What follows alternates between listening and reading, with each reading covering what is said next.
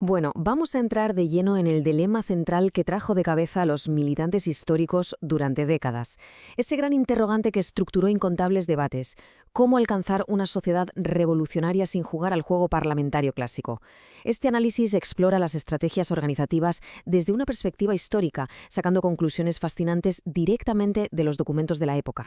Para entenderlo, en este repaso vamos a recorrer 80 años de historia organizativa a través de 6 puntos clave. Veremos el anarquismo frente al parlamentarismo, el papel de los cuadros, los sindicatos y la propaganda, el impacto de la Revolución Rusa, el debate entre la plataforma y la síntesis, el coste real de la desorganización y, por último, unas lecciones de pragmatismo histórico. Arrancamos. Empezamos con el primer punto: anarquismo contra parlamentarismo, o lo que es lo mismo, el rechazo total a la política clásica. A ver, todo esto tiene su raíz en una experiencia muy concreta, un rechazo visceral a la política electoral que nos lleva hasta 1848. Resulta que Pierre-Joseph Proudhon tuvo un breve y, francamente, desastroso paso por la Asamblea Nacional Francesa, que acabó con él en la cárcel. Como veían que los parlamentos eran instituciones que corrompían por naturaleza, el movimiento antiautoritario se puso a buscar una alternativa táctica, y así desarrollaron el concepto de organización de cuadros. Ojo, no era un partido político al uso para ganar votos, ni mucho menos. Era una agrupación de militantes muy experimentados, unidos por un programa estrictamente definido. Su misión era clara: integrarse e influir en los grandes movimientos de masas obreras desde dentro, sin presentarse a las elecciones. Y es súper interesante contrastar estas dos visiones de cómo lidiar con el poder del Estado. Por un lado tenemos el parlamentarismo clásico, esa acumulación paulatina a través de las urnas, y por otro, las organizaciones de cuadros. Los textos históricos que estamos analizando evalúan este enfoque de cuadros como una forma muchísimo más pragmática de combatir al Estado sin terminar absorbido por él.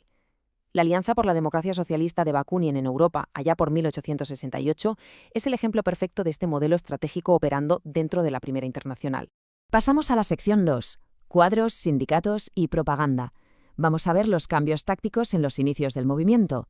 Fijaos en esta cronología, porque ilustra de maravilla cómo el péndulo táctico no paraba de oscilar en aquellos primeros años.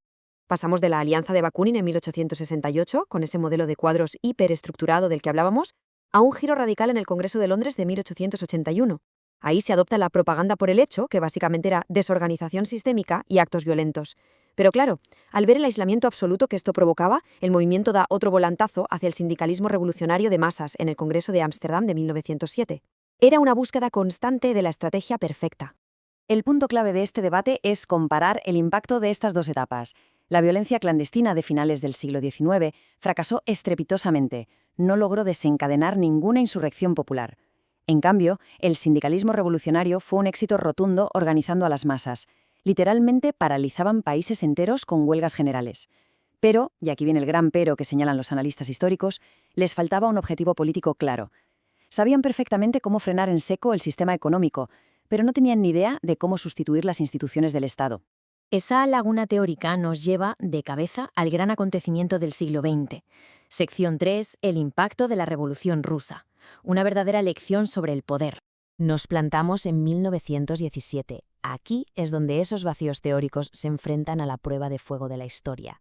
A principios de año, la facción bolchevique ya contaba con la friolera de 8.000 cuadros súper organizados y disciplinados, totalmente listos para tomar el poder. Por el contrario, el movimiento antiautoritario internacional sufría una desorganización crónica. Sus ideas tenían muchísimo tirón popular, sí, pero fueron incapaces de participar de forma efectiva en los primeros soviets. ¿Por qué? Pues simplemente porque carecían de una estructura interna capaz de tomar decisiones políticas rápidas y vinculantes. Quedó clarísimo que la organización interna determinaba el éxito. Aún así, los textos destacan una excepción breve pero fascinante en Ucrania. Allí, una organización específica llamada Navad logró lo impensable. Se alió con un ejército campesino masivo y con los consejos obreros locales. Durante un tiempo, crearon una inmensa zona autónoma. Este éxito fugaz demuestra que cuando combinaban organización política, fuerza militar y el apoyo de las masas, la estrategia funcionaba de verdad. Por desgracia, terminaron sufriendo derrotas militares, y esto nos lleva a la sección 4, la plataforma contra la síntesis, el gran debate organizativo que surgió en el exilio para intentar solucionar esto. Después de aquellos varapalos, los militantes rusos en el exilio, con figuras como Piotr Shinov y Néstor Magno a la cabeza, se sientan a redactar la famosísima plataforma organizativa y lanzan esta evaluación que es demoledora. Comparan la falta de estructura con la fiebre amarilla, una enfermedad letal que sacudía al movimiento desde hacía décadas. Estaban culpando directamente a su propia desorganización interna y teórica por las derrotas sufridas frente al bolchevismo. Entonces, surge un contraste brutal que va a definir las décadas siguientes. Por un lado, tenemos el modelo de la plataforma, que exigía una unidad teórica férrea, disciplina táctica y un programa estricto para lograr la máxima eficacia pragmática. Por otro lado, pensadores como Malatesta o Bolin responden con el anarquismo de síntesis. Ellos querían mantener unidas a las distintas facciones de forma más flexible, básicamente por el miedo a que tanta disciplina acabara derivando en autoritarismo. Este es el eterno debate: comparar la eficacia implacable de los grupos de cuadros frente a la amplitud ideológica de las organizaciones de síntesis. Pero ¿qué pasa cuando la teoría se da de bruces con la realidad del combate? Lo vemos en la sección 5, el coste de la desorganización, analizando las derrotas en México y España. Si adoptamos el tono de los militantes históricos que evaluaban su propio pasado, la gran pregunta que se hacían era esta: ¿por qué fracasaron las insurrecciones de masas? ¿Por qué movimientos que tenían un apoyo popular tan inmenso acabaron perdiendo el control justo en los momentos clave de la revolución? A ver, fijémonos en el caso de México. El Partido Liberal Mexicano tenía un programa social absolutamente brillante, pero a nivel táctico la falta de una alineación estratégica global fue fatal. El resultado fue un desastre organizativo. Obreros sindicalizados en la capital terminaron formando batallones para luchar del lado del gobierno, contra los revolucionarios campesinos de Emiliano Zapata. Su incapacidad para identificar aliados y trazar una estrategia política conjunta les costó toda su influencia. Y vemos que se repiten exactamente los mismos errores en España en 1936. El movimiento obrero allí tenía una fuerza brutal: sindicatos de masas, comités de fábrica, milicias armadas.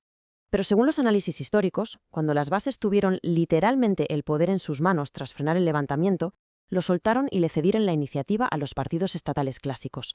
La pregunta es obligada: ¿por qué? Pues sencillamente porque carecían de una teoría política unificada sobre qué hacer exactamente con ese poder una vez lo tenían. Todo este repaso por los fracasos históricos nos lleva a nuestra última sección. Sección 6.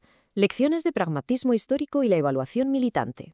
Grupos organizados en España, como la agrupación de los Amigos de Durruti, se dedicaron a evaluar por qué el pragmatismo organizativo fue determinante en las derrotas, intentando sacar lecciones para futuros movimientos.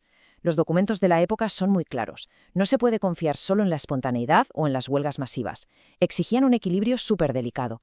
Hacía falta organización socioeconómica de masas para gestionar la economía, desde luego, pero también preparación militar y sobre todo un programa político inflexible que guiara cada decisión.